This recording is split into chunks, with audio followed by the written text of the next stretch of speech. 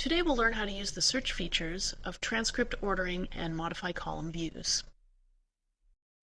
Once you've logged onto the secure site and are on the Transcript Services Summary Snapshot, we can use the search feature by clicking on the Search tab. Search will allow us to search transcript orders by order status, hold status, like a financial hold, processing options, order number, student identifiers, name, or email address. Let's search for a list of new orders by selecting New Orders from the pull-down menu and select All for processing option. Now we'll enter a date range for the orders we'd like to view. We can search by day, week, month, or year. Search dates are limited to a 12-month period. Now we'll click on Submit to view the results. The search results will appear in the table below. We can sort the columns in ascending and descending order, as well as add additional columns to create a custom view. To add additional columns, click on the View button and select Manage Columns.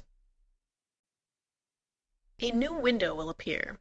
Select any additional columns you wish to add. So if we want to add transcript type, check the appropriate box. Creating a custom view makes it easier to view the information needed to process orders without having to access the detailed order information. Columns can be reordered using the up and down arrows on the right. Select OK after all desired additions and adjustments have been made. Columns can also be reordered by clicking on View, then the Reorder Column option. You can also reorder columns by grabbing the column header with your mouse and dragging it to the new position.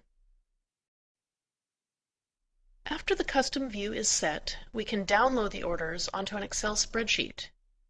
The spreadsheet will contain 3 tabs: Order Detail, Labels, and Order Summary.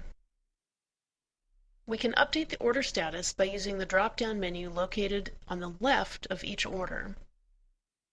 Select the appropriate status and select Apply Changes to save and complete order processing.